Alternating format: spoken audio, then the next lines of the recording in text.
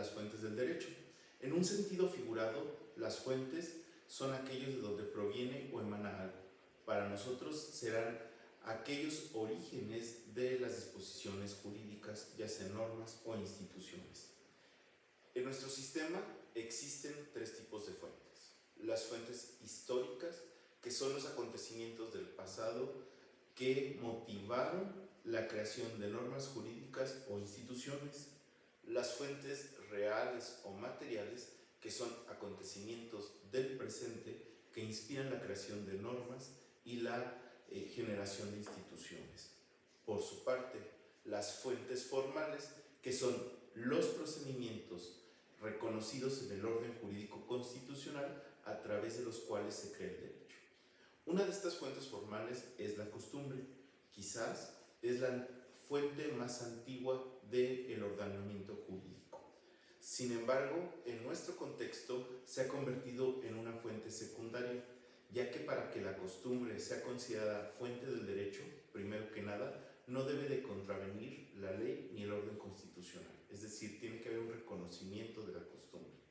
Asimismo, tiene que ser de largo uso, notoria, y la sociedad debe de considerarla como obligatoria. Otra de las fuentes formales del derecho, quizá la que más conozcamos, es la relativa a la legislación. La legislación es producto del proceso legislativo que está constituido por los siguientes pasos.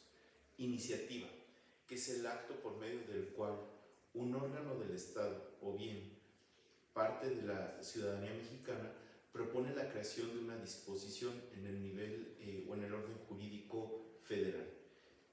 En nuestro sistema jurídico tienen facultad de iniciativa el presidente de la República, los diputados, los senadores, las legislaturas de las entidades federativas y el 13% de los ciudadanos inscritos en el padrón electoral.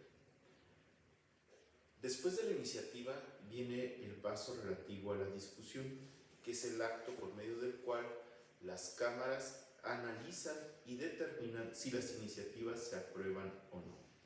Posteriormente viene la aprobación.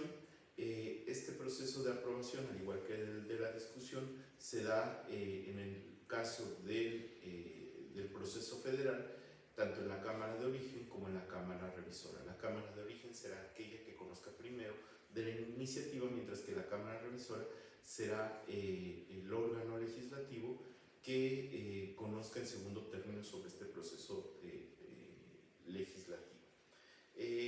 Posteriormente a la aprobación viene la sanción, que es el acto por medio del cual el presidente de la República acepta o rechaza un proyecto de ley o decreto. Si el presidente de la República rechaza este proyecto de ley o decreto, se le denomina veto. Posteriormente al veto viene la publicación, que es el acto por medio del cual el Ejecutivo da a conocer a la ciudadanía la creación de una norma. Si bien es cierto, algunos autores no consideran lo siguiente como parte del proceso legislativo, hay otros que sí lo reconocen. Y me refiero a la iniciación de vigencia, que es el acto concreto en el espacio temporal en el cual una ley empieza a tener vida o es posible que se pueda comenzar con su aplicación. Otra de las fuentes formales del derecho es la jurisprudencia. La jurisprudencia etimológicamente hace referencia a pronunciar el derecho. Es esta labor que realizan los operadores jurídicos, principalmente los órganos jurisdiccionales, al momento de resolver asuntos que son sometidos a su jurisdicción. A nivel federal, los órganos que pueden emitir jurisprudencia de carácter obligatorio son la Suprema Corte de Justicia de la Nación, en pleno o en salas, la Sala Superior y las salas regionales del Tribunal Electoral del Poder Judicial de la Federación y los tribunales colegiados de circuito. La jurisprudencia que emana de la Corte, tanto en pleno como en salas, es obligatoria para todas las autoridades de los órganos jurisdiccionales, con la particularidad de que la jurisprudencia emitida por las salas no obliga al pleno ni a la otra sala, aunque la jurisprudencia que emite también cada órgano no es obligatoria para sí mismo, siempre y cuando existen Es importante señalar que a partir del año 2021 se publicaron una serie de reformas legales y constitucionales que precisamente vinieron a modificar la forma en la cual se crea jurisprudencia en México. En ese sentido, la forma de crear jurisprudencia por parte del Poder Judicial de la Federación se puede decir que es de las siguientes maneras. Por la creación de precedentes obligatorios. ¿Qué son los precedentes obligatorios?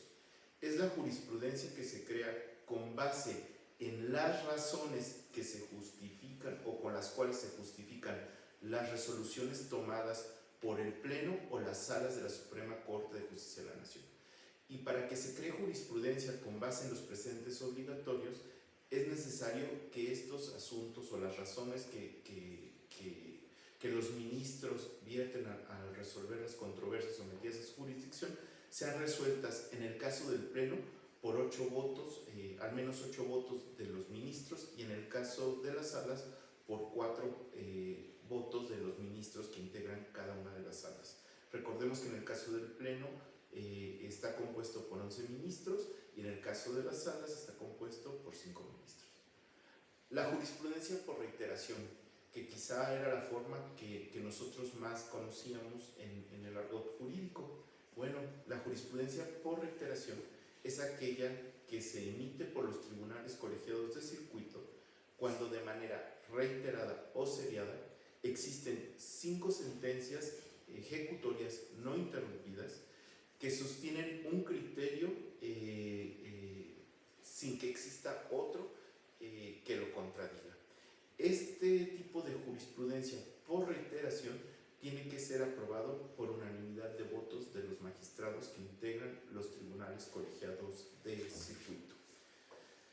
Asimismo, el procedimiento de unificación de criterios, que es otra forma de crear jurisprudencia, se establece cuando el Pleno o las salas de la Suprema Corte de Justicia de la Nación analizan posibles contradicciones que se dan entre algunas jurisprudencias o criterios jurisprudenciales sostenidas por los tribunales, ¿no?